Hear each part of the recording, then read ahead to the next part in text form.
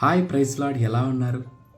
చాలాసార్లు మనం ఎంత మంచి పనులు చేసినా, ఎంత కష్టపడినా, ఇటు పేరెంట్స్ అవ్వచ్చు, ఇటు చర్చ్ల పాస్టర్స్ అవ్వచ్చు, మనల్నే టార్గెట్ చేస్తూ పాయింట్అవుట్ చేస్తూ గద్దిస్తున్నారా? మనల్నే కరెక్ట్ చేస్తున్నారా? చాలా పెయిన్ఫుల్గా ఉంటుందా మీకు ఆ టైంలో? కానీ బైబిల్లోని సామెతలు అంటాడు, తండ్రి తన ప్రేమించిన కుమారుని కానీ కుమార్తెని కానీ గద్దిస్తూ ఉంటాడంట. 2 సమూయేలు 12 అధ్యాయంలో నాతాన్ని దేవుడు దావీదు దగ్గరికి పంపిస్తాడు. దావీదు యొక్క స్థితిని గుర్తు చేస్తూ దావీదు చేసిన పాపాన్ని గద్దిస్తాడు. ఆ టైంలో దావీదు ఆ కరెక్షన్ని ఛాలెంజింగ్గా తీసుకుంటాడు.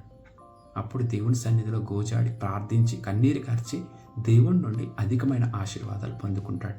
కొత్త నిబంధనలో కూడా యేసు ప్రభు పేతురుని గద్దిస్తాడు. యోహాను సువార్త 18 అధ్యాయం తను ఒక దాసుడైన మల్కూస్ చెవిని తెగనరికినప్పుడు వెంటనే యేసు ప్రభు గద్దిస్తాడు. పేతురు కూడా దాన్ని సవాలుగానే తీసుకుంటాడు. ఈరోజు మనం కూడా ఎవరైనా కరెక్ట్ చేస్తున్నప్పుడు పెయిన్ఫుల్గా తీసుకోకన్నా ఛాలెంజింగ్గా తీసుకుంటే అది మన జీవితానికి బ్లెస్సింగ్గా మార్చబడుతుంది.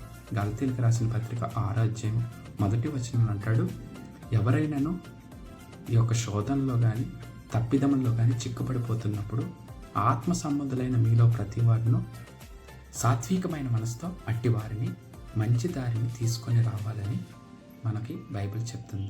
ఈరోజు ఎవరైనా మనల్ని కరెక్ట్ చేస్తున్నప్పుడు అది పెయిన్ఫుల్గా తీసుకోకన్నా ఎప్పుడైతే మనం కరెక్షన్ని ఛాలెంజింగ్గా తీసుకుంటామో అది మన జీవితాల్లో బ్లెస్సింగ్గా మార్చబడుతుంది. So take it every correction as a challenge in your life.